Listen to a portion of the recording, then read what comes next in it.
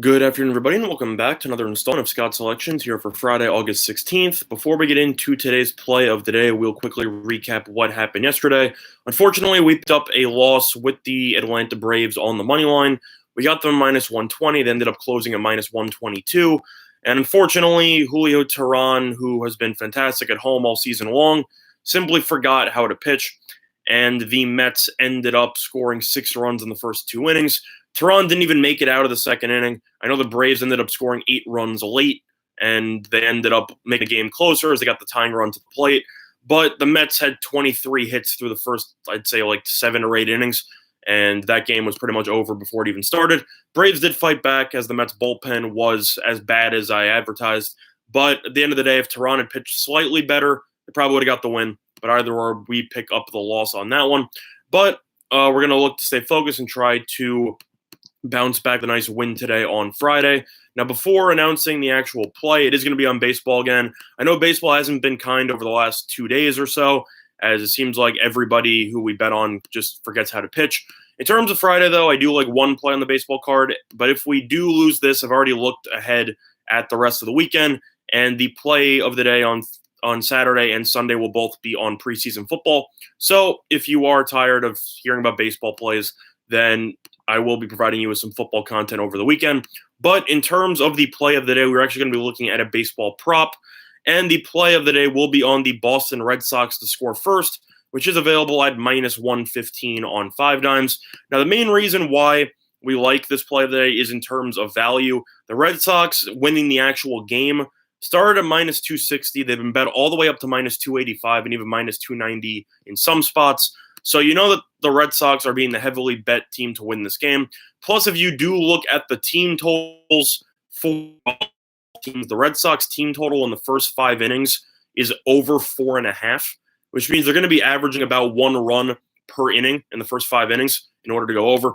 And based on how Aaron Brooks has pitched recently, I definitely have to lean to the Red Sox getting the over on that one. In terms of Aaron Brooks and his recent starts, if you remember the Orioles 23-2 game against Houston, he's the one who started that one as he ended up going 3 innings and gave up 9 earned runs. In each of his last 4 starts, he's given up at least 5 earned runs in 5 innings or just simply get through the top of the first. I think the Red Sox are almost a lock to score in the bottom of the first inning.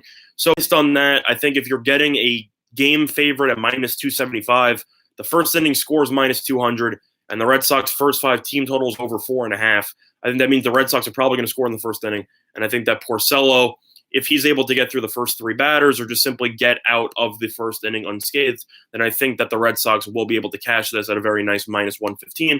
So the play of the day will be on the Boston Red Sox to score first at minus 115 on 5 dimes.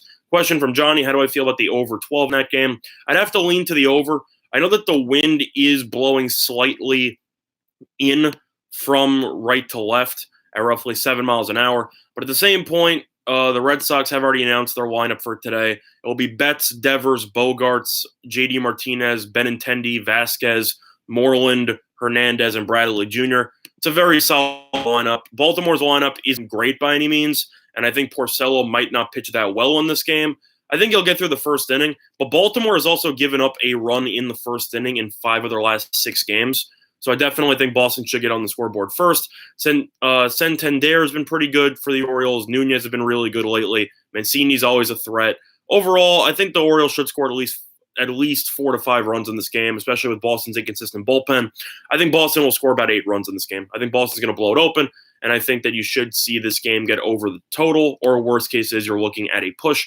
Now, in terms of the rest of the baseball card, I will lean to the over 9 in the Cubs and Pirates game. I ended up writing an article for StatSalt.com on this game.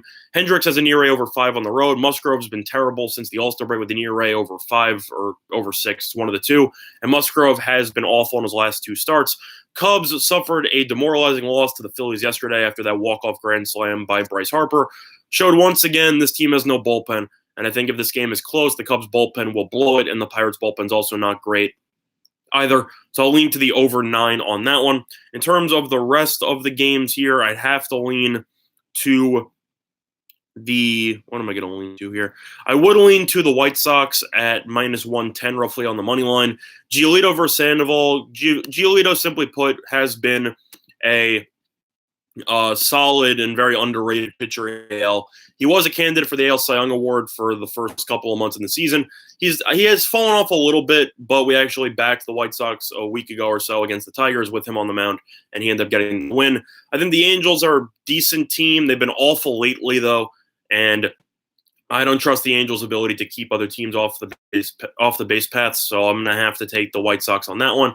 Yeah, Johnny. Hopefully, we can end up cashing that together, and good luck to you taking the over. But those are going to be my leans for today's MLB card. Tomorrow we have a huge slate. I might make two separate videos, by the way. One covering the play of the day for football, and the other I might make an exclusive UFC video where I'm just going to cover all the fights in the card, give out my leans, as the UFC card tomorrow is absolutely loaded with marquee names like Cormier, Diaz, and even Yoel Romero, who's also going to be back. Those three main fights are absolutely insane, and I look forward to covering that for you tomorrow. But in terms of the play of the day, we'll be on the Boston Red Sox to score first at -115 on 5 dimes. Now, before we conclude today's video, quick reminder of our sponsor, PointsBet, all in sportsbook in New Jersey. A couple of great deals for you. Up to 2 risk-free bets up to $1,000. So if you end up betting on any sports and you lose, you simply get your money back. Other than that, though, that's going to do it for this installment of Scott's Selections here for Friday, August 16th. Good luck to all of you and your respective bets today. Bye, everyone.